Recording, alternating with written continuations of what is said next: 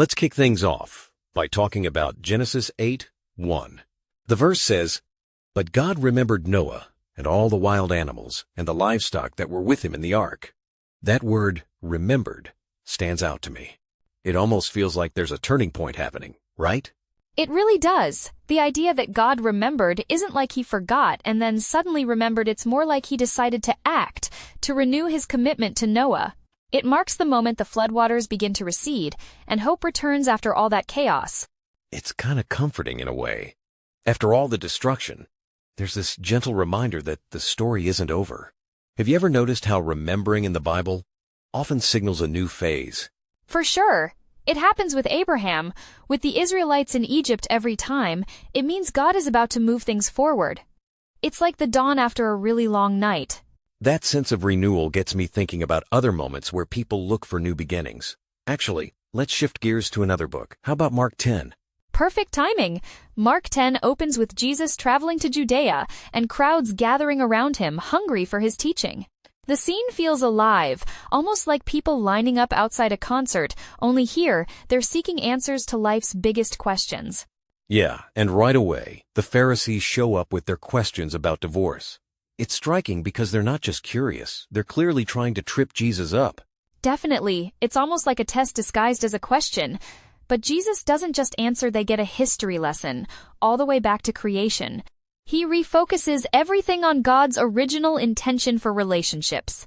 I find it fascinating how he always gets to the heart of the matter. Instead of debating technicalities, he zooms out to the big picture. Makes me wonder how that approach landed with his audience back then.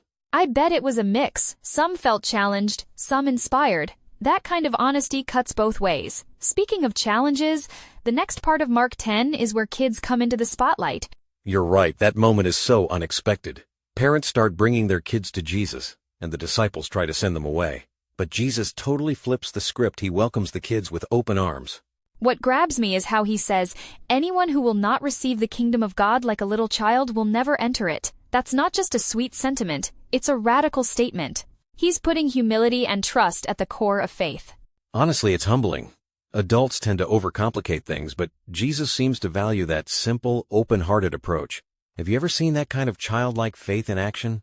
Actually, yes, a friend of mine's daughter is always so quick to forgive, so ready to believe the best.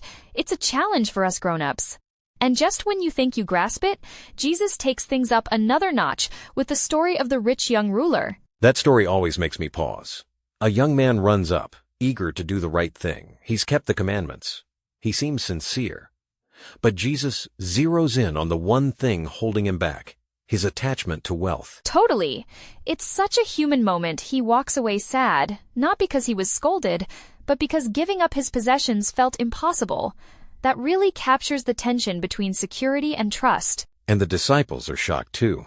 When Jesus says, "It's easier for a camel to go through the eye of a needle than for someone who is rich to enter the kingdom of God," you can almost hear their jaws drop. Yeah, it flips their expectations upside down. Back then, wealth was seen as a blessing, maybe even a sign of favor. But Jesus is challenging that whole framework. He's saying, it's not about what you have, it's about what you're willing to let go of. It's a hard teaching, honestly. But there's that glimmer of hope when Jesus says, "With God, all things are possible." Doesn't that tie back to Noah's story? In a way, fresh starts and unexpected grace? Absolutely. It's like both stories are about possibilities beyond what we imagine. Fresh starts, second chances, and a God who remembers and invites us forward no matter what.